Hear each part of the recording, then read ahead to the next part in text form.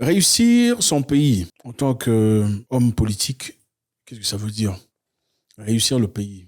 Vous savez, on vit dans un contexte où les gens sont en politique généralement pour une seule raison, l'argent, surtout en Afrique. Parce que bon, évidemment, le salaire n'est jamais bien déterminé. Il y en a qui ne connaissent pas leur salaire, il y en a qui ne déclarent pas leur salaire, il y en a dont le salaire est exorbitant, incroyable. Il y en a qui ont un salaire clair et ouvert, déclaré, mais qui reçoivent beaucoup plus que leur salaire. Maintenant, comment est-ce qu'on peut faire en tant que personne, en tant qu'humain, d'améliorer son pays? Est-ce qu'on a vraiment besoin d'avoir un salaire énorme? Est-ce que c'est nécessaire? On va d'abord jeter un coup d'œil sur cette vidéo. Ensuite, je ferai un commentaire. On y va. La maison est tellement modeste qu'on se pince pour y croire. Et les vêtements du chef de l'État sont assez peu protocolaires. Ce matin-là, José Mujica, 78 ans, président de la République de l'Uruguay, nous reçoit chez lui en vieux survêtements. Ça fait 28 ans que je vis là. Élu à la présidence en 2009, José Oui, un Mujica n'a président. rien changé à son mode de vie. Président de la Comme République. autrefois, il boit le maté, cette infusion d'herbe très populaire en Uruguay. Et comme autrefois, il rentre chez lui tous les soirs, dans sa ferme. Il y a bien une maison pour le président avec un parc et tout ce qui va avec. Insupportable. Si tu veux une tasse de thé, il faut marcher 200 mètres. En Uruguay, le président reçoit un salaire mensuel de 9 000 €. Mujica n'en accepte que 1 000. Le reste est reversé à l'État. What? 9 000 €, il n'en accepte que 1 000. Incroyable. L'ex-guérillero d'extrême gauche est aujourd'hui un président totalement hors norme, un ovni politique façonné par ses années de prison sous la dictature militaire. J'ai dû vivre pendant 10 ans dans des conditions extrêmes. Et quand la nuit, j'avais un matelas pour dormir, c'était comme avoir gagné à la loterie. Alors j'ai appris à vivre avec rien. Je ne fais pas l'apologie de la pauvreté. C'est plutôt l'apologie d'une vie avec seulement ce qui est nécessaire. Chez les Mujica, pas de personnel de maison, la première dame se charge de la cuisine, le racetisme n'est pas une façade. Ils prônent aujourd'hui tous les deux un socialisme matiné d'économie de marché et ils sont d'accord sur la place du couple Pas de personnel de maison, pas de domestiques. Oh, Joseph, amène-moi ça, il n'y en a pas. La première dame se sert de la cuisine. Du couple présidentiel. Il y a eu des femmes de présidents qui ont joué ce rôle de première dame. Mais moi, je travaille. J'ai été élue sénatrice. Pour arriver jusqu'ici, il faut quitter Montevideo, la capitale de l'Uruguay, et emprunter ce chemin de terre rudimentaire. Entre deux obligations présidentielles, Mujica donne volontiers un coup de main à ses voisins cultivateurs. Seul indice de la présence ici du chef de l'État, ces deux officiers de sécurité. Dans son bureau présidentiel, ici au cœur de la capitale, il ne porte jamais de cravate. Un chef d'État atypique pour l'un des pays les plus stables d'Amérique latine. L'Uruguay affiche aujourd'hui une croissance économique honorable et un taux de chômage à moins de 6%.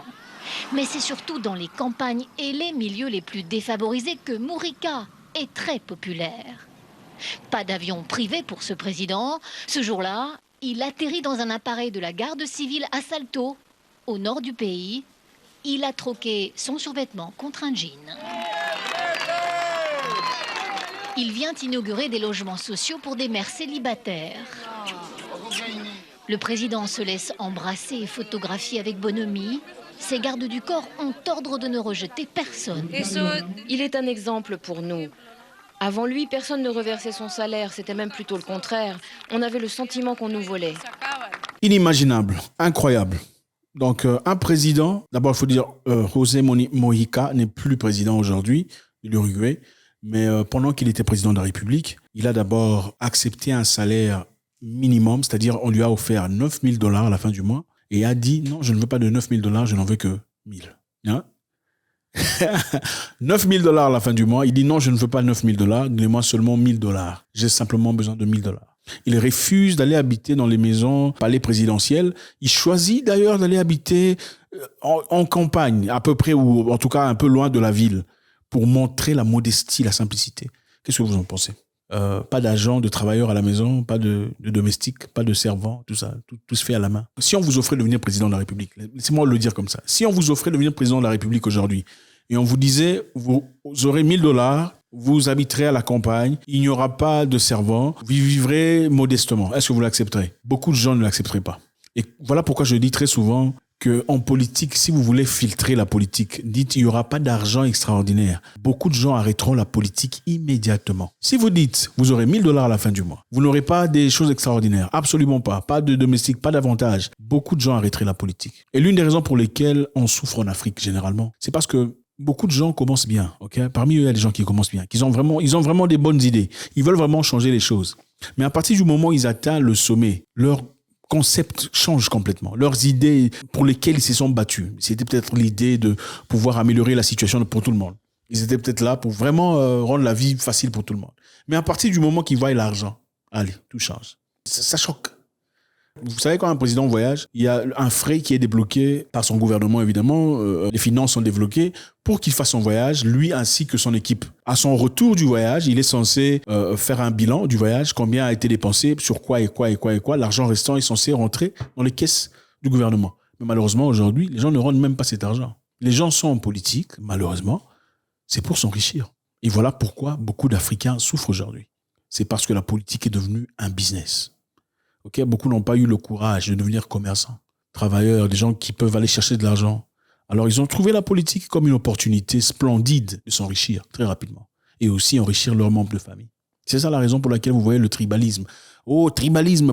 Quand on dit tribalisme, c'est pourquoi? On veut garder le pouvoir entre nous. Tribalisme contre nous, c'est-à-dire que vous voulez raver le pouvoir entre nous. Et puis, c'est même pas moi qui le dis. Vous allez voir dans certains pays les gens qui disent le pouvoir est entre nos mains. Ils parlent de leur tribu. Le pouvoir est entre nos mains, c'est-à-dire l'argent va circuler entre nos mains. Et c'est difficile. Voilà pourquoi c'est difficile de voir des gens se lever et dire « Chef, ce que vous êtes en train de faire là, moi je ne suis pas partisan de ça. Je suis contre ça. En tout cas, on va changer de donne, changer de direction, ou vous le ferez sans moi. » Les gens sont incapables de le faire. Pourquoi? Parce que la politique en Afrique veut dire argent, enrichissement illicite. Si la politique était dissociée de l'argent, les gens feraient leur travail correctement. C'est un peu comme l'école, les maîtres, les enseignants, n'est-ce pas? Les professeurs qui ne reçoivent pas nécessairement beaucoup d'argent. Les infirmières, elles ne le font pas seulement pour l'argent, elles le font aussi parce que c'est une passion interne. La politique était censée être une passion interne où les gens faisaient leur travail parce qu'ils sont vraiment patriotiques. Les gens qui sont en politique aujourd'hui ne sont pas patriotiques. Ils sont là pour leurs avantages. Voilà pourquoi ils créent des cellules. Non, le pouvoir est entre nos mains. Vous voyez notre tribu, les gens ne nous aiment pas. Ce n'est pas parce qu'ils veulent vraiment le bien, parce que celui qui veut ton bien, veut le bien de tout le monde, dira, OK, dans ce cas, qu'on mette quelqu'un d'autre, puisque moi je ne suis pas assez compétent, ou si vous ne m'aimez pas, qu'on mette quelqu'un d'autre, pourvu que nous tous avancions, n'est-ce pas? Pourvu que nous tous avancions, qu'on mette quelqu'un d'autre. Parce que j'aime le pays, qu'on mette quelqu'un d'autre au président. Puisque j'aime le pays, je ne serai pas président de la République, puisqu'il y a d'autres personnes aussi compétentes que moi. Pourquoi les gens ne le font pas? C'est l'argent. Pourquoi on ne choisit pas une autre personne? Et puis malheureusement, laissez-moi le dire, c'est aussi valide dans des églises. Ok, c'est aussi valide dans les églises. Il faut vous le dire, je suis désolé. Je ne suis pas là pour être aimé. Voilà. Dieu a créé certaines personnes pour pas être aimées. Je suis certaine de ces personnes. Je vous dirai la vérité. Ça va vous déranger, mais je suis désolé. Souffrez, sinon changez de chaîne. Même dans beaucoup d'églises, malheureusement, en Afrique, vous verrez, le pasteur, initiateur était là. Après, voilà, beaucoup d'années de travail. Avant sa mort, ou même après sa mort, ou même avant sa mort d'ailleurs. Choisit son fils pour le remplacer. Pourquoi seulement le fils? Pourquoi vous voulez me dire que dans toute l'église, Dieu ne pouvait pas choisir une autre personne comme une personne leader, comme une personne qui puisse, assumer ses responsabilités? Et que parmi toutes ces personnes, excusez-moi, la seule personne apte et compétente, c'est son fils? Non. C'est l'argent, c'est le pouvoir. Ce n'est pas l'amour du peuple. Ce n'est pas l'amour de l'église ou l'amour de Dieu. Absolument pas. Et quand on vous dit les vérités, ça dérange. Il faut que ça dérange. Il faudrait qu'il y ait quelqu'un qui dérange. La meilleure façon d'améliorer, de changer, c'est quand on fait les choses avec dévouement. Je vais vous poser une autre question très simple. Quelle est cette personne qui est travailleur, qui gagne son argent avec difficulté, voudrait épouser une femme qui l'aime pour l'argent? Dites-moi. Toi, tu travailles dur, tu gagnes ton argent avec beaucoup de difficultés. Est-ce que tu voudrais que tu aies une femme à côté de toi qui t'aime pour ton argent? Non, à moins que tu sois magouillard. Alors, les magouillards peuvent sacrifier leur enfant parce qu'ils savent que mon argent, c'est l'argent de la magouille. Ce n'est pas de l'argent pour lequel j'ai vraiment travaillé dur. Après tout, c'est l'argent de quelqu'un d'autre que j'ai volé. Même si je donne ça à une fille, pour rien, ça ne fait rien parce qu'après tout, j'irai encore voler, n'est-ce pas? Mais une personne qui bosse dur pour son argent, voudrait-il d'une femme qui veut de lui seulement pour l'argent? Quand tu sais que la femme veut de toi seulement pour l'argent, est-ce que cette femme sera vraiment bien pour toi? C'est impossible qu'une femme soit bien pour toi, excusez-moi les femmes, même un homme d'ailleurs soit bien pour toi si elle t'aime seulement pour l'argent. Si l'argent est la raison pour laquelle on t'aime, on ne peut pas t'aimer, on ne peut pas t'aider. Au moment des difficultés, on va te fuir.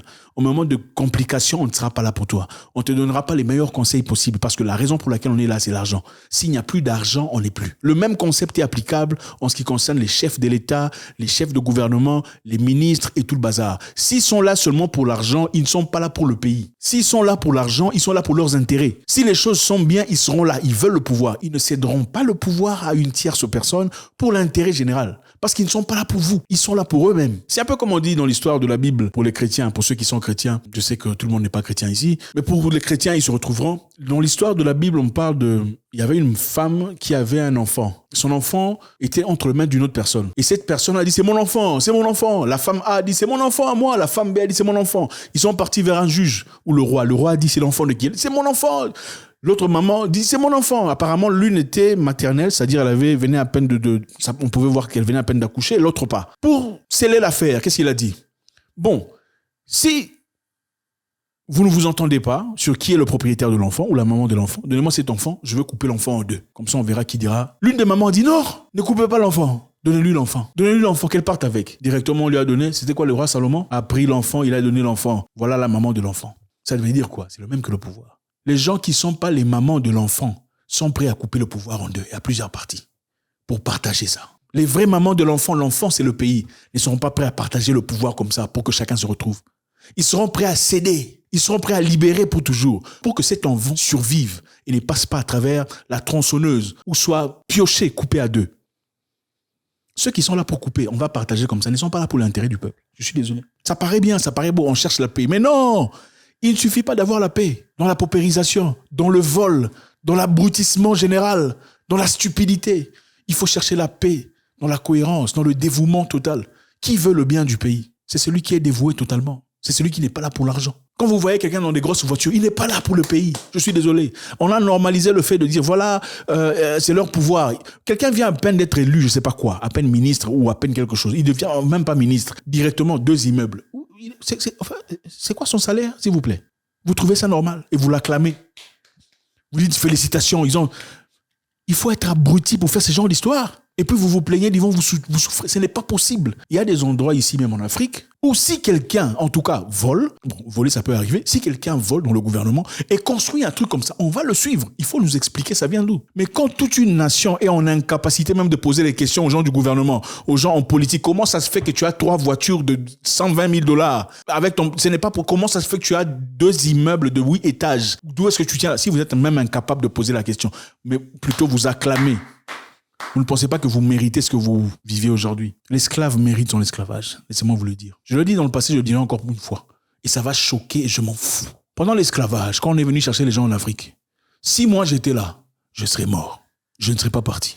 J'aurais accepté d'être fusillé ou d'être balancé par-dessus bord. Ou d'ailleurs, certainement, je sauterais moi-même au merci des requins au lieu de partir quelque part ailleurs, aller mourir ou aller souffrir au nom de qui que ce soit. Et je ne dis rien sur ceux qui sont partis. Ils ont fait leur choix. C'était leur choix à eux. Moi, je ne serais pas parti.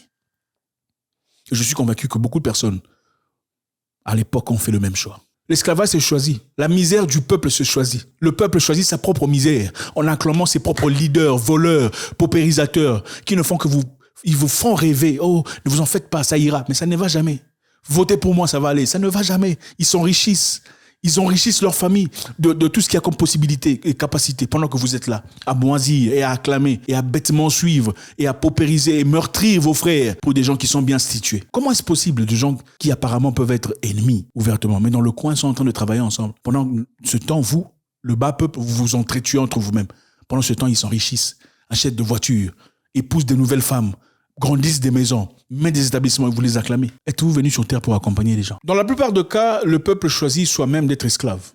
C'est clair. Parce que si une personne venait de l'étranger disant « je voudrais commencer une ONG » ou « je voudrais participer financièrement à l'évolution des gens qui sont sur place », c'est-à-dire des orphelins ou des veuves, mettons l'argent ensemble, cotisons pour essayer de progresser ceux qui sont en difficulté. Venez ensemble, on va se réunir pour mettre de l'argent pour essayer. La plupart des gens disent « non, nous n'avons pas d'argent. soit ne sont pas disponibles, soit c'est trop compliqué, n'est-ce pas? C'est très difficile de réunir des gens pour contribuer pour une cause qui pourrait en réalité évoluer et avancer les personnes. Mais dites à ces mêmes personnes, nous commençons un parti politique, contribuer dans le parti politique. Beaucoup mettront l'argent. Pourquoi ils mettront l'argent? Parce qu'ils pensent qu'en retour, ils vont gagner l'argent. Il aura une position politique, il sera situé, il va acheter une Jeep, peu importe comment, SUV, une grosse voiture, il aura une maison et des capacités d'avancer. C'est ça. Ce n'est pas parce qu'il veut améliorer le peuple. Les gens ne le font pas parce qu'ils veulent votre amélioration. Tout ce qu'on vous raconte là, c'est de la fumée. C'est pour créer de l'ambiance. Combien parmi ces personnes qui ont fait des promesses ont abouti leurs promesses, en réalité? Très peu. C'est vrai qu'il y a des petites histoires avec lesquelles on va marteler. Regardez, on a fait ça, mais en réalité, combien on a dépensé pour faire ça? On a dépensé combien d'argent pour en arriver là? Est-ce que l'argent dépensé, l'argent décaissé, en vaut la peine ou vaut le travail effectué? Absolument pas. Combien de personnes se sont enrichies autour d'eux? Regardez maintenant. Combien de personnes se sont enrichies? Vous serez choqués. Il faut se réveiller, mettre de côté ses émotions, ses sentiments. Et on ne soutient pas un président seulement parce qu'on vient de la même tribu, ou parce qu'on prie dans la même église, ou parce qu'on se connaît depuis l'enfance. On ne soutient pas un homme politique seulement parce qu'on est venu du même quartier. Ce n'est pas comme ça qu'on travaille. Est-ce qu'il a les mêmes valeurs que vous? Est-ce qu'il soutient les mêmes choses? Est-ce qu'il est là pour le progrès, pour l'évolution? Ou simplement, la seule chose que vous partagez, c'est le fait de venir des mêmes quartiers, des mêmes endroits. Une personne ayant les valeurs, à un moment donné, est capable de dire, chef, quand j'ai commencé ici avec vous, les valeurs étaient telles et telles. C'est la raison pour laquelle je suis venu. Mais maintenant, je remarque que vous avez changé. Ceci ne sont plus les valeurs pour lesquelles on a commencé. Vous le ferez sans moi. Ça, c'est un homme. Combien en a-t-il? Êtes-vous venu sur Terre pour accompagner des gens? Vous êtes venu sur Terre pour accompagner des gens? Quel est votre objectif sur Terre? Vous êtes là pourquoi? Ce président, encore une fois, je ne dis pas que vivre comme ça, c'est idéal. Je dis que c'est un exemple de dévouement. Un exemple extraordinaire de dévouement. D'une personne qui montre clairement « je suis là pour servir ». Thomas Sankara était le premier président à réduire son propre salaire. On lui a accordé un salaire, il a dit « niet, je n'en veux pas. Je veux réduire mon salaire pour montrer à la population que je suis là, en dévouement total ». Thomas Sankara a promis l'émancipation de la femme. Beaucoup de femmes ont commencé à travailler à son époque. Il était clair, il voulait que les gens évoluent et progressent. Malheureusement, il a subi les conséquences de son dévouement total. Paul Magufuli, John, a travaillé dans les mêmes normes. Il a coupé l'argent du contribuable avec lequel il a bâti son pays. Il n'a pas fait un seul voyage à l'étranger. Il a travaillé avec ce qu'il y avait dans le peuple, dans la population. Il a bâti les routes, travaillé avec ce qu'il y avait. Reconstruit des hôpitaux avec l'argent du contribuable. C'était clair et net. Il n'y avait pas de procès, d'accusation, sans scandale. Zéro scandale. Mais il était emporté trop tôt. Mettons à côté l'amour, pour ne pas l'appeler fanatisme. Disons l'amour que vous avez pour votre chef en politique. Jusqu'à quand vous accepterez que votre pays soit comme ça? Avec tout l'argent que vous avez, toutes les capacités, les aptitudes financières que vous possédez. Jusqu'à quand vous aurez des chemins comme ça? Des routes trouées, des moyens impraticables, des conditions invivables. Jusqu'à quand vous vivrez comme ça dans la misère, la peine, pendant que vous avez de l'or, du pétrole, des diamants, du cacao? Vous avez tout ce qu'il y a comme ressources. Mais regardez vos États, regardez vos écoles, regardez vos chemins, vos routes, impraticables, inexplorables. Jusqu'à quand vous vivrez comme ça pendant que les gens en politique s'enrichissent, pendant qu'ils vous tournent en rond, tournent en dindon, vous les acclamez, vous les sanctifiez, vous les célébrez. Pendant ce temps, avec tout ce qu'ils ont comme possession, ils ne font absolument rien pour vous. Jusqu'à quand vous vivrez dans des conditions où vous êtes obligé de quitter votre pays, de vendre tout ce que vous aviez comme possession, de vendre votre maison ou votre parcelle pour aller chercher la vie ailleurs, recommencer à zéro, pendant que votre pays a tout ce qu'il faut. Et vous avez des dirigeants qui sont là, complètement tournés ailleurs, inconscients. Ne regardons pas de face les difficultés auxquelles vous êtes confrontés. Jusqu'à quand vous accepterez des gens qui sont complètement égoïstes, qui se foutent éperdument de votre peine, votre douleur? Vous n'êtes qu'un chiffre, vous ne représentez absolument rien, vous vivez dans la peine. Et ceux qui osent hausser le ton sont jetés dans des prisons et vivent dans des conditions les plus atroces, sans justice, pour recourir à leurs droits les plus élémentaires. Jusqu'à quand serez-vous fanatiques, aveugles, usant pas de vos propres neurones et cellules cérébrales pour faire vos propres décisions? Choisir votre propre avenir? Êtes-vous venu sur Terre pour accompagner des gens? Pour célébrer des gens? Chef! C'est pour ça que tu es venu. Un vrai homme politique aime son pays comme il aime sa mère. Et celui qui aime sa mère en prend soin. Et si on ne le montre pas, même en tant que frère, si un autre frère essaie de faire du mal à ta mère, tu l'empêcheras de le faire, même au prix de sa vie. Merci infiniment les amis, c'est déjà beaucoup de plaisir. Faites-moi savoir ce que vous en pensez. La seule façon de progresser un pays pour de vrai, il faudrait que le travail du politicien soit payé comme le salaire de l'enseignant. Je sais que beaucoup n'aimeront pas ça, mais c'est ça la vérité. Aussi longtemps qu'il y aura des millions de dollars autour de la politique, jamais il n'y aura la paix, jamais il y aura l'honnêteté, jamais il y aura la transparence. Pourquoi? Parce que la plupart de nos pays et nos gens, les personnes qui nous dirigent, sont immatures. God bless.